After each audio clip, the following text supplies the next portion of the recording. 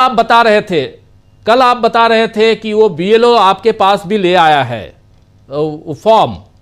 आज ये चुनाव आयोग ने 2003 के जो लिस्ट है, वोटर लिस्ट, उसको वेबसाइट पे डाल दिया और कहना है कि इसका वेरिफिकेशन आप करवा लीजिए। लेकिन 40% ऐसे 4,96,00,000 मतदाताओं की लिस्ट उसमें है। ये गोलमाल कहां है, जरा ये समझाइए। और ये समझाइए जरा कि क्या ये मामला सिर्फ अल्पसंख्यकों तक ही सीमित हो रहा है, या दूसरे यानी वहां दलित, आदिवासी, वंचित समाज, ओबीसी, इन सब पे भी, अगड़े पिछड़े, यहां वहां के नागरिकों का मामला है, या सिर्फ और सिर्फ ये कुछ जगह, कुछ वोट बैंक, कुछ वोट का जो एक बड़ा सा जो एरिया है उसको कवर करने की कोशिश है। और तीसरी बात जरा ये बताइए, क्योंकि बहुत नजदीक से आप लोग देख रहे हैं, फिर हेमंत जी के पास भी आऊंगा, कि क्या शाकिब जी जो बीएलओ हैं उनको वो ट्रेंड बीएलओ हैं, या आनन फानन में कोई स्कूल का टीचर, कोई किसी ऑफिस का कर्मचारी, किसी सरकारी दफ्तर का, वो है? कौन लोग हैं, जरा ये भी बताइए। देखिए, कुछ तो राजीव भाई, कुछ तो ट्रेंड बीएलओ है जिनका प्रशिक्षण बाकायदा सालों भर होता रहता है। और ये जो प्रक्रिया है चुनाव आयोग की, नाम जोड़ने की, नाम हटाने की, नाम करेक्शन की, वो तो साल भर चलती रहती है, उसमें कोई नई बात नहीं है। लेकिन ये नया जो एसआईआर, जो जिसको स्पेशल इंटेंसिव रिव्यू का नाम दिया गया था, वो जब लॉन्च की गई, वो जब उसका जब नोटिफिकेशन आया 24 जून को चुनाव आयोग की तरफ से, और उसके बाद जिस तरह की शर्तें उसमें लगाई गई थी, उसको लेकर के लोगों में एक तो पहले बहुत कंफ्यूजन की स्थिति थी, बहुत ज्यादा कंफ्यूजन की स्थिति थी, और आज भी लोगों के बीच में बहुत ज्यादा कंफ्यूजन की स्थिति। अभी आपकी डिबेट शुरू करने से 5 मिनट पहले हमारे पास एक सज्जन आए हैं और उन्होंने कहा है कि एनआरसी हो रही है क्या। उनको एक परसेप्शन बन चुका है कि बिहार में चुनाव आयोग एनआरसी करवा रहा है। दूसरा, एक जो मैंने आपको कल भी कहा था कि जाति प्रमाण पत्र, चुनाव आयोग कभी भी जाति प्रमाण पत्र को डॉक्यूमेंट नहीं, मतलब जाति प्रमाण पत्र कभी भी, मुझे लगता है कि चुनाव आयोग कहीं भी नहीं मांगता है, क्योंकि चुनाव आयोग को डेट ऑफ बर्थ में उसको मेनली 18 वर्ष की आयु का प्रूफ प्रमाण चाहिए होता है। और उसके बाद आप किस जाति के हैं, किस धर्म के हैं, किस रंग के हैं, किस नस्ल के हैं, उससे चुनाव आयोग को कोई मतलब नहीं होता है। आपके भारतीय नागरिक होने का प्रमाण यही है कि आप जो है, आप उसका एक कोई दस्तावेज दें और अपनी जन्मतिथि को जो है वेरीफाई करने के लिए कोई सपोर्टिव डॉक्यूमेंट दें, जो आपकी जो नॉर्मली मैं कहता हूं पैन इंडिया, इस बात को मैं कहता हूं कि नॉर्मली हमारे आप जैसे लोग जो 90s के भी हैं, 10th की मार्कशीट हमारे लिए, हमने जब भी 10th की मार्कशीट होने के बाद वो हमारा डेट ऑफ बर्थ का वो औपचारिक डॉक्यूमेंट जो है 10th की मार्कशीट है, बोर्ड की 10th बोर्ड का जो सर्टिफिकेट है, उसको ही लेकर के फिर हम लोगों ने कहीं भी जब भी डेट ऑफ बर्थ की वेरिफिकेशन हुई, इवन पासपोर्ट के लिए भी, आधार के लिए, पैन कार्ड के लिए, जो एक सपोर्टिव डॉक्यूमेंट होता है डेट ऑफ बर्थ का, वो 10th की मार्कशीट या 10th का सर्टिफिकेट होता है। अब ये नया जन प्रमाण पत्र वाला ये लेकर के आए हैं। जन प्रमाण पत्र बनाने की प्रक्रिया कितनी जटिल है, कल मैंने आपको बताया था राजीव भाई। और आज भी अब ये खबर आई है कि बीएलओ 2003 का वाली जो मतदाता सूची है उसको लेकर के आपके घर पर जाएंगे और आपका नाम उसमें टैली किया जाएगा। अगर आपका नाम है तो इट्स ओके, और नहीं है तो देखिए, ये असल में अब ये 2003 पर क्यों आए हैं, क्योंकि 20 सालों से एनडीए की सरकार है बिहार में। एक बहुत बड़ा वर्ग है, एक बहुत बड़ा मतदाता वर्ग बिहार में पिछले 20 सालों में पैदा हुआ है राजीव भाई, जिसने लालू यादव के उस कथित जंगल राज को नहीं देखा है या उसको याद नहीं है जी। और इनके पास चुनाव में जंगल राज के अलावा कुछ बचता नहीं है कि ये जंगल राज था, ऐसे हो जाएगा, वैसे हो जाएगा, लालू जी आ जाएंगे, जंगल राज आ जाएगा। तो वो जो नया जनरेशन, नई जो पीढ़ी खड़ी हुई है, जो फर्स्ट टाइम वोटर है, जो सेकंड टाइम वोटर है, उसको ये लगता है कि ये, और जिस तरह से तेजस्वी का गेस्चर और पोस्टर अभी आपको दिखाई देता है चुनावी रैलियों में, वो जिस तरह से यूथ को अपने साथ जोड़ने की कोशिश करे। आज तेजस्वी यादव जमुई में थे और जमुई में उन्होंने युवाओं के बीच में ये ऐलान किया है कि सरकार बनने के बाद युवा आयोग का गठन किया जाएगा। तो ये सब चीजें जो अपील कर रही हैं नए जनरेशन को, जो first time second time voter है। अब हर कोई तो पुलवामा का फर्स्ट टाइम वोटर होता नहीं है कि मोदी जी के नाम पे कह दे कि भाई आप पुलवामा के नाम पे हमको वोट दे सकते हैं क्या, तो ये तेजस्वी यादव नहीं कर सकते हैं। तो तेजस्वी यादव जो कर सकते हैं वो कर रहे हैं और वो बड़े अपील कर रही है यूथ के बीच में।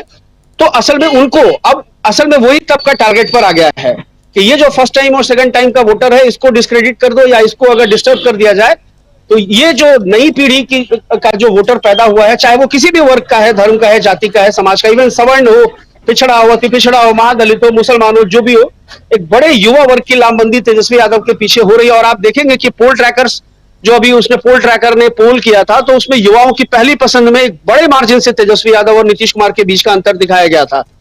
और उसके बाद फिर कहीं जाकर के प्रशांत किशोर और फिर उसके बाद चिराग पासवान, वो जो भी थे। तो अब जाकर के इतना कंफ्यूजन चुनाव आयोग ने बिहार में क्रिएट कर दिया है कि लोगों को अभी भी समझ में नहीं आ रहा। इवन जो बीएलओ है वो भी कन्विंस करने में, वो भी समझाने में, वो भी जो क्वेरीज है, एक वोटर की क्वेरी जो होती है, जो जो जो कंफ्यूजन है, उसको दूर करने में वो असमर्थ है। मुझे यही लगता है अभी। और इस तरह से तेजस्वी यादव हो या जो बिहार में महागठबंधन है, अगर वो सड़कों पर नहीं निकलेगा, इसके खिलाफ अगर एक व्यापक आंदोलन खड़ा नहीं होता है, तो शायद इस बार जो तेजस्वी यादव की सरकार बनने की जो एक उम्मीद जगी है तेजस्वी यादव को, वो फिर पूरी नहीं होगी। और एक बार अगर भाजपा सरकार में आ जाएगी, तो फिर हम मध्य प्रदेश और उत्तर प्रदेश बनते हुए देखेंगे बिहार को। और हमारे पास खबरें आएंगी कि किसी थाने में दरोगा ने किसी महिला को थप्पड़ जड़ दिया और किसी विधायक प्रतिनिधि ने किसी आदिवासी के मुंह पर पेशाब कर दिया। इस तरह की खबरें बिहार में आम हो जाएंगी। मस्जिद मदरसे टारगेट हो जाएंगे कि जिन मदरसों के पेपर नहीं होंगे, जिन मस्जिदों को वक्फ की प्रॉपर्टी माना जाएगा, उन पर आप कभी भी बुलडोजर रात को लाके चला देंगे, दिल्ली में जैसे अभी हो रहा है। ये बताइए शाकिब जी, ये बताइए कि कल जो रैली हुई है, क्यों, चूंकि आज भाजपा के, अभी आपने सुना भी भाजपा प्रवक्ता सुधांशु त्रिवेदी की बात आपने सुनी, जिसमें वो समाजवादी नहीं नमाजवादी कह रहे हैं समाजवादियों को, और इसका टारगेट है किसी की प्रार्थना पर टारगेट, और ऐसे शब्दों का इस्तेमाल बहुत कम होता है। आप सोशल मीडिया पे कुछ भी पढ़ लीजिए, बहुत सारी चीजें हैं। गालियां हैं तो क्या आप गालियों का इस्तेमाल करने लगेंगे? ये तो होना नहीं चाहिए। खैर, इस पे अपनी बात में रख चुका हूं। आपसे समझना चाहता हूं कि इस रैली के बाद आखिर क्या कुछ दिखाई दे रहा है, इस रैली का कितना असर दिखाई दे रहा है बिहार में, खासकर वक्फ को लेकर, क्योंकि आने वाले सप्ताह में हम ये देख सकते हैं कि वक्फ कानून के खिलाफ जो याचिकाएं लगी हैं सुप्रीम कोर्ट में, उस पर कोई फैसला आ जाए। उससे पहले एक महारैली कल हुई पटना के गांधी मैदान में, जिस पर हम लोगों ने कल शाम को इसी प्रोग्राम में बहुत सारी चर्चा की थी, आपने भी बहुत सारी बातें बताई। लेकिन उसके बाद आखिर क्या कुछ हुआ कि भाजपा को आज प्रेस कॉन्फ्रेंस करनी पड़ी?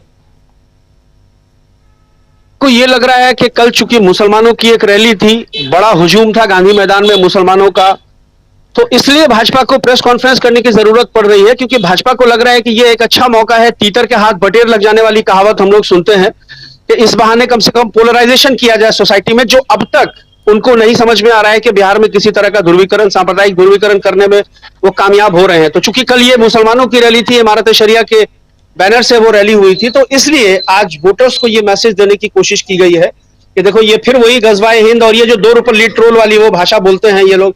और ये नमाजवाद, ये सुधांशु त्रिवेदी ने आज पहली बार नमाजवाद का, या किसी भाजपा के नेता ने आज पहली बार जो है नमाजवाद का के शब्द का प्रयोग नहीं किया था। माननीय मुलायम सिंह यादव जी के लिए तो ये लोग हमेशा कहते रहे हैं कि मुलायम सिंह यादव जी समाजवादी नहीं नमाजवादी हैं। तो ये कोई नई बात नहीं है, और जनता भी जानती है कि ये लोग इसी तरह की बातें करेंगे आप सोसाइटी को। और देखिए अब वो पूछ रहे हैं कि सऊदी अरब की तरह और ईरान की तरह शरिया लॉ लाना चाहते हैं। उसके बाद दिल्ली में गौरव भाटिया भी प्रेस कॉन्फ्रेंस कर रहे हैं, वो भी इसी तरह की बकवास कर रहे हैं। तो उनके पास अब इसके अलावा और कुछ बचता नहीं है।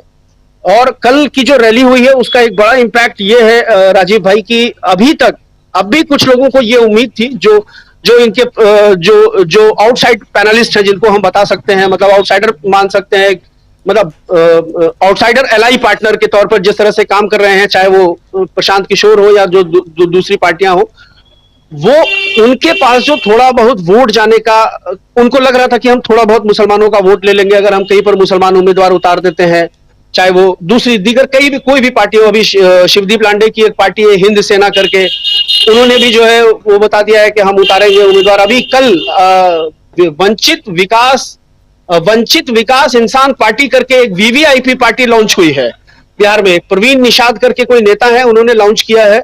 वो भी कह रहे हैं कि हम 243 सीटों पर चुनाव लड़ेंगे।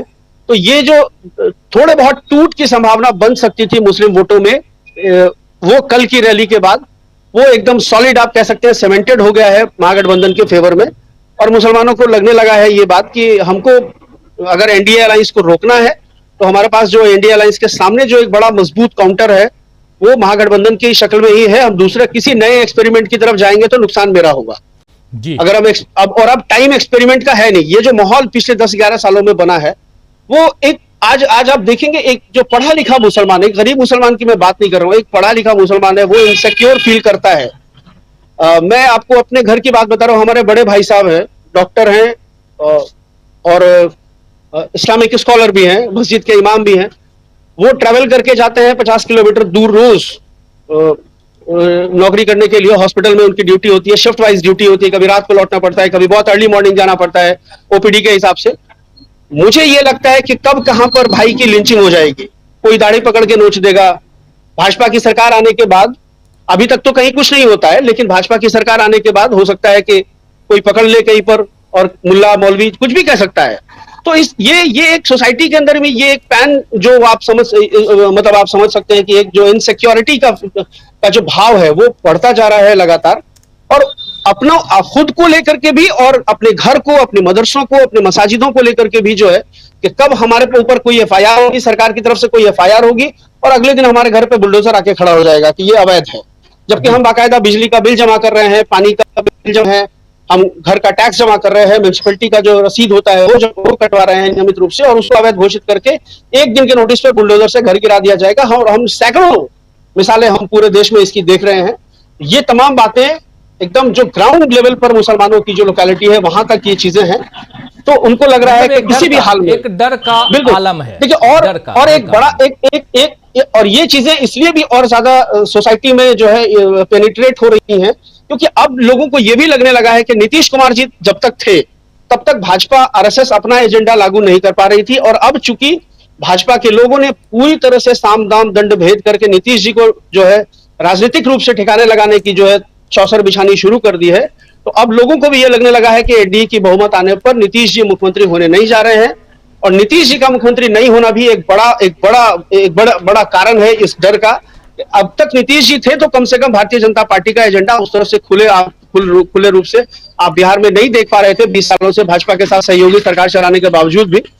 लेकिन चूंकि अब नीतीश जी को इन लोगों ने ठिकाने लगाने की कोशिश शुरू कर दी है, ये बात एकदम बच्चा। लेकिन ये बताइए शाकिब जी ये बताइए कि नीतीश जी को ठिकाने लगाने की कोशिश शुरू कर दी है भाजपा ने, तो अल्पसंख्यकों ने ये नहीं सोचा कि इस बार हम नीतीश जी को ठिकाने लगा देंगे? नहीं, देखिए, नीतीश जी को अब अल्पसंख्यकों को लग रहा है कि नीतीश जी को अब खुद वही ठिकाने लगा रहे हैं। और अब तक देखिए बार बार नीतीश जी ने धोखा दिया है मुसलमानों को। पिछले 11 सालों में जब भी मोदी सरकार एंटी मुस्लिम कोई बिल लेकर के आई है उसके समर्थन में, और सिर्फ मैं एंटी मुस्लिम की बात नहीं कर रहा हूं, जनता के खिलाफ जो भी बिल सरकार लेकर के आई है, नीतीश कुमार की जो पार्टी है जनता दल यूनाइटेड ने उसका समर्थन किया है। मैं सिर्फ आपको एनआरसी की बात नहीं कर रहा हूं, मैं सीएए की बात नहीं कर रहा हूं, मैं राम मंदिर आंदोलन की बात नहीं कर रहा हूं, मैं वक्फ की बात नहीं कर रहा हूं, मैं डेमोनेटाइजेशन की बात कर रहा हूं। राजीव भाई, डेमोनेटाइजेशन पर नीतीश कुमार की पार्टी ने जो है सरकार का सहयोग किया है, जीएसटी पर सरकार का सहयोग किया है, जो अग्निवीर पर सरकार का सहयोग किया है, किसान वक्फ पे किया नहीं। मैं राजीव भाई, मैं मुसलमानों से हटा के एक आम जनता की मैं बात करूं। किसान कृषि बिल लेकर के आई सरकार, जनता दल यूनाइटेड का सहयोग मिला। तो ये तमाम चीजें जो एक जनता के खिलाफ जो चीजें हैं, भाजपा दमनकारी सत्ता जो भाजपा की है वो संसद में बहुमत का ये लेकर के लाती है बिल, और नीतीश कुमार की जो पार्टी है वो कथित रूप से समाजवादी और सेकुलर मानी जाती है, और आप जो है कुछ भी नहीं बोलते हैं। अग्निवीर पे सैकड़ों लोग जो है सड़कों पे निकलते हैं, नौजवानों का भविष्य काला दिखाई देता है, आप कुछ नहीं बोलते हैं। आप समर्थन करते हैं, नोटबंदी का समर्थन करते हैं, जीएसटी का समर्थन करते हैं। तो ऐसी तमाम चीजें, 370 का समर्थन आपने किया।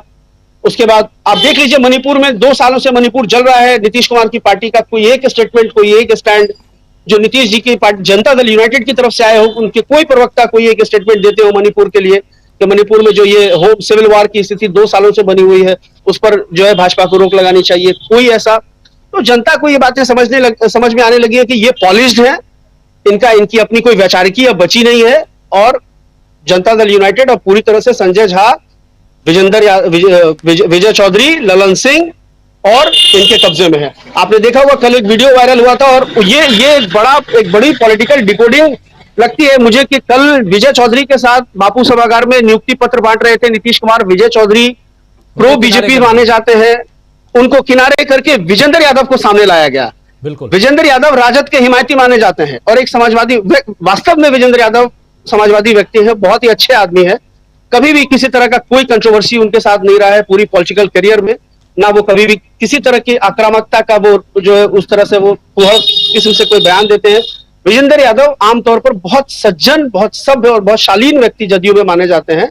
उनको सामने ला करके नीतीश कुमार जी ने उनसे नियुक्ति पत्र बंटवाया है। इसको लेकर के भी एक बड़ा मैसेज लोगों को समझने की कोशिश हो रही है कि क्या ये जो एसआईआर जो चुनाव। और आपको मैं एक और बात बता देता हूं, जदयू के अंदर भी अब इस चुनाव आयोग का जो ये नोटिफिकेशन आया है उसको लेकर के दो फाड़ की स्थिति बनी हुई है। इनके साथ सांप छुछुंदर वाली स्थिति हो गई है। ये बोल भी नहीं पा रहे हैं और खामोश भी रहना इनकी मजबूरी है। हालांकि इनको लग रहा है कि ये टारगेट ऑब्वियसली महादलित वोटर्स भी इसके टारगेट पे है। अति पिछड़े वोटर इनके इस पूरे एक्सरसाइज के निशाने पर आएंगे। जो नीतीश जी की कुल जमा पूंजी है, महादलित वोटर्स और अति पिछड़े वोटर्स, उनका एक बड़ा वर्ग इससे प्रभावित होता है।